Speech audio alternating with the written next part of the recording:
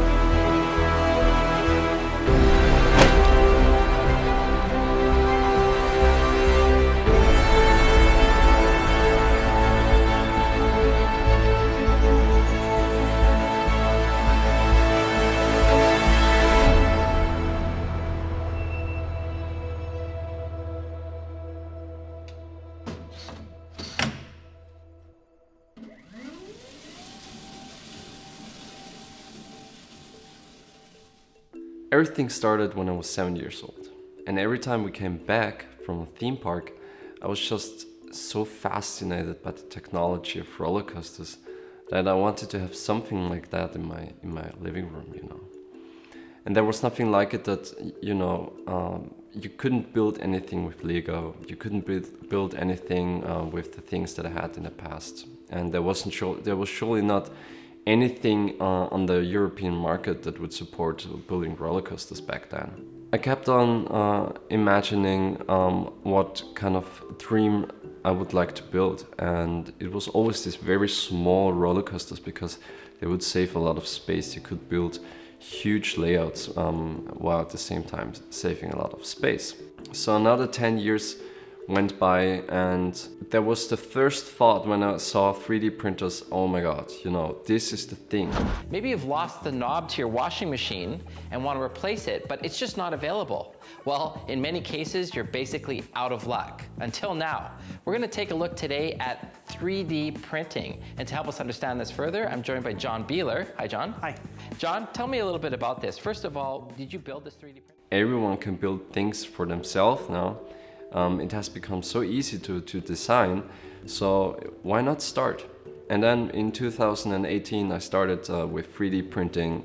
I started building my own kind of things, and in the beginning everything was very basic. So my first model was very simplistic. You had like two wheels that stood on a rail, and it was moving a little bit, and it was very simple. And then I moved on to cardboard roller coasters, where I connected the plastic rails to cardboard with screws. So I was making a lot of cardboard designs, and I saw how the physics started to work, but my main problem was that the trains were always sliding off the rails because I never had a true system, so I had to design something for that.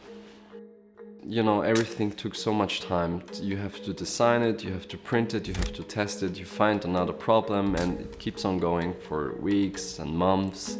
And I was like, okay, this is such a cool thing, I love it, I started to post my first cardboard roller coasters on Instagram. And I had a few likes and everything was going well. And I was just happy to share it, And I was improving the design. I went from the cardboard to the first connection system. People started to like what I was doing, so I was like, oh cool. So we resonate, I love doing it, people love watching it, so I kept on designing, kept on going.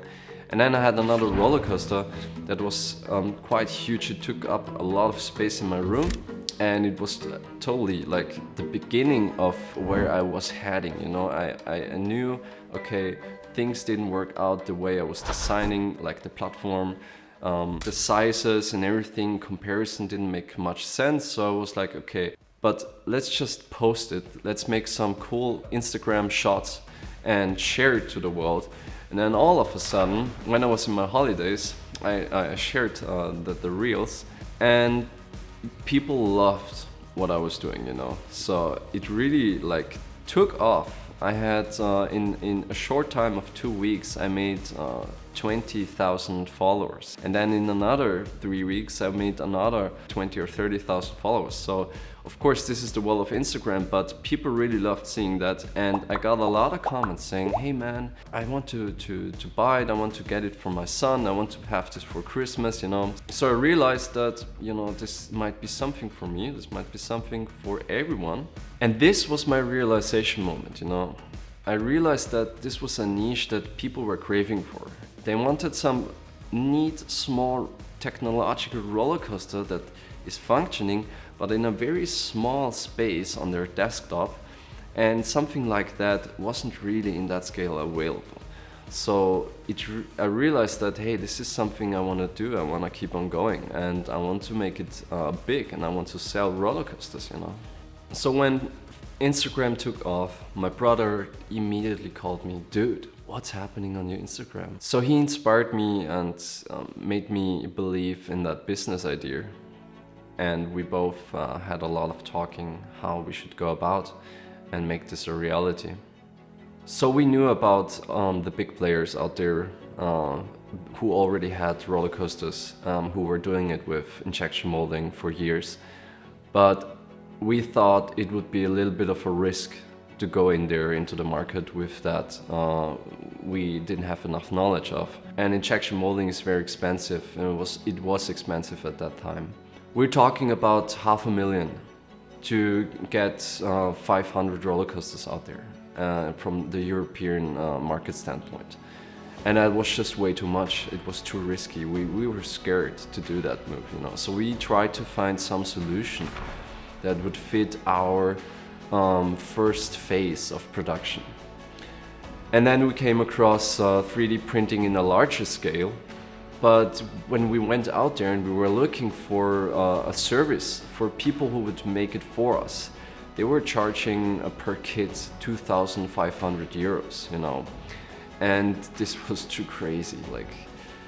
So we said, okay, we needed a little bit of money to get these machines, and then we make it ourselves, because it will be the easiest way to have control over the product and to make sure the price is relatively good. And for this, my brother, as a marketing expert on the internet, he said we are going to make a little crowdfunding and we are going to make it on our own.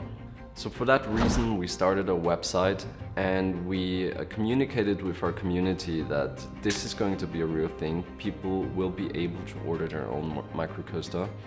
So we had the plan set, and that's why we started to design the Founders Edition. The Founders Edition is the first series of microcoaster for only 100 people in this world.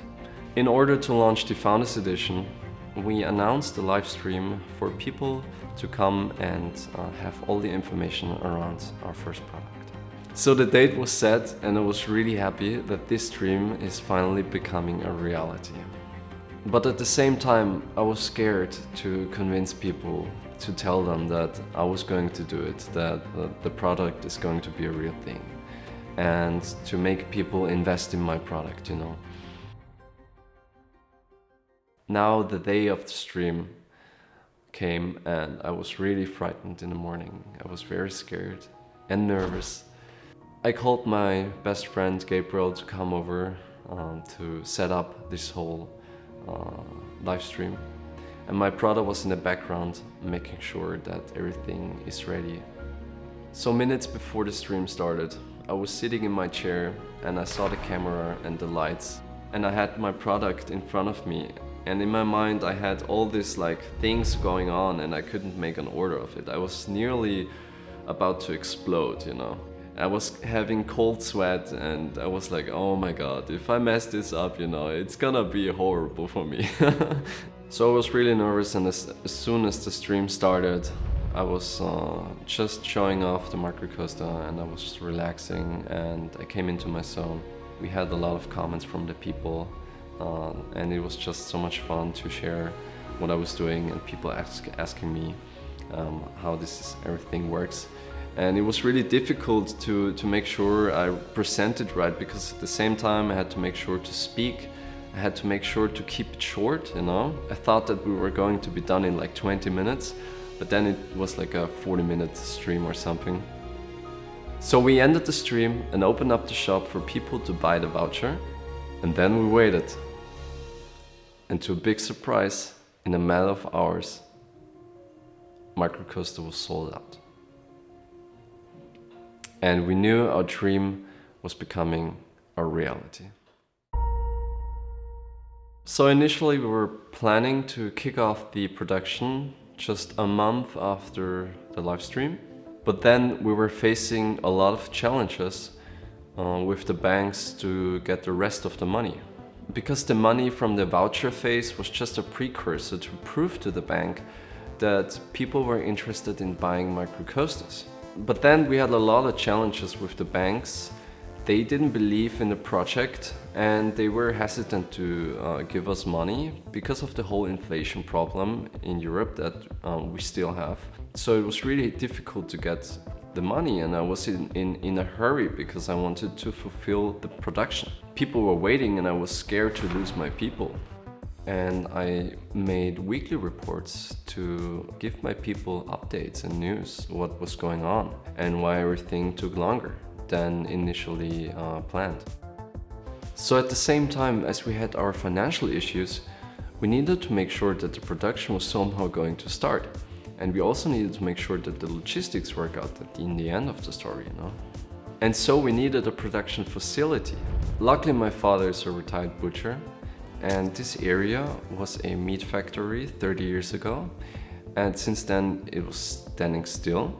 So it was the perfect area to start production in here, but the place was filled with stuff and machines and things that no one needs anymore. And we had to bring in a lot of people to clean this whole area. And in 1 week we were ready to get things in here to start the production. Simultaneously, while we're cleaning the place, we found a bank who believed in our project and who gave us the rest of the money, so we were able to order the printers and the rest of the stuff.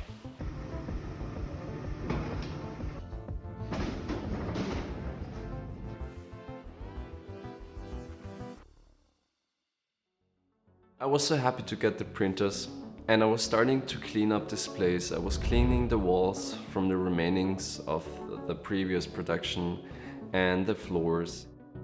I had my first baby steps designing the whole production area, where the production is going to be, where we will have our storage. So the printer was coming in and I was getting to know the new quality that I was dealing with and all of the difficulties that come up with the post-processing. I realized that I needed some really good solutions because the post-processing just turned out to be a complete horrible experience. And if I didn't come up with a good solution in a matter of 2 weeks, it would have taken me years to finish this project. So my biggest issue was depowdering all the parts. I'm talking thousands of parts that needed to be removed from powder that was sticking onto the part. And I thought about using a motorized brush, but it still took me hours to clean every part. So I needed to find a really good solution because I was in trouble. I was in big trouble. Big time trouble. So I was looking and I didn't find anything, not even in the internet. I didn't find any solution that would solve my problem. There was my mechanic installing the cables inside this room. And he told me I need a tumbler, but a tumbler just for the parts to depowder. So I was really lucky to have him over telling me that he has a solution for me. So the solution was a huge meat tumbler, and we were installing a washing machine cage, and you just throw in thousands of parts and you turn it on and it turns for hours and hours. The powder is slowly being removed from the parts, stored in the beverage. And this was a huge relief because now I didn't have to stand there for hours and hours, but I was just turning on the machine and the machine was doing the work for me. And it gave me time to think about the next big challenge, which was the polishing process. So at this stage the parts were really raw and unfinished, and we needed to bring the surface to a polished stage where it's ready for product. And in order to achieve that, we had to invest in another machine. My first idea was to lower the initial cost for this polisher machine, so I invented my own tumbler design, which turned out to be a complete waste of time and resources. Therefore, I had to invest into a professional tumbler from overseas. And this opened up a whole new world of challenges, because I had to learn about all these different polishing materials, what kind of polishing cycles you had to do, how the ratio of water, material and parts are. And it was taking me really like 2 months to understand what I was doing. So I was getting the tumbler from China, and the quality of the product turned out to be really good. But at the same time, I knew I was being late, and the pressure started to rise. And people started to ask me, where is MicroCoaster? When do I get my product? How much time do you need? I was under a lot of pressure to get it out. More and more problems were arising, such as the counting of the parts, the whole organization. We had to repolish parts because they didn't match up with other parts. There were differences inside the product. The electronics messed up. The whole train production got into the delay. It was just too much from every front. We were getting too much things that had to be done at the same time in order to deliver. And it was so much pressure. I was really frustrated with this whole situation. So this whole process was really starting to eat me up. I was frustrated because it took over my entire private life. I had to do it 15 hours a day in order to get it done. I had to bring in family members in order to package the parts. And to top it off, it became even worse because this whole extra machinery, this whole thinking and figuring out how to produce microcoasters almost depleted my money reserves. And we were getting close to setting like, this is never gonna be a thing, you know?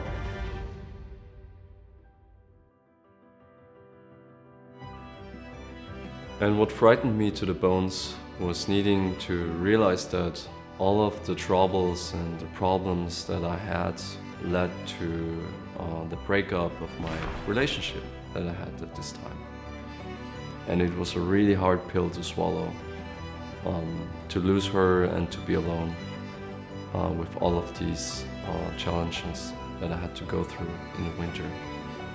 So this further kicked me down a hole where I was feeling anxious and under pressure, doing this 24/7. And it got to a point where I was starting to lose hope. So what kept me going in that phase in that time was seeing that the people were unpackaging their roller coasters, building them and sending us images, which really motivated me, which gave me so much happiness back that it started to fruition. And this brought me to realize that all of the pain and struggle that I was going through is being rewarded. And in addition to that, the entire process became more refined. It became faster and efficient. The packaging was solid, the polishing made sense, and the depowdering was just a fluid process. And this entire improvement led us to send out 5 or 10 or 15 packages at a time. So where do we stand now? We're close to the finish line, and people are sending us their creations, what they've been building with our set, and it's just beautiful and everything is coming to fruition. But now we know that the method of production is not sustainable for a long time future of MicroCoaster. We are planning to move to the next step of the production, which is going to be injection molding. Our next MicroCoasters are going to be with a consistent quality and polished surfaces, and they are just going to look awesome so that many more customers can enjoy the beauty of MicroCoaster. So all in all, I'm just so grateful for all the people that supported the MicroCoaster project. And this is just the beginning of a wonderful future for MicroCoaster. We're gonna set the stage really high, and our roller coaster is gonna roll all over the world. And it's gonna be beautiful in the future. So stick around and be part of the journey.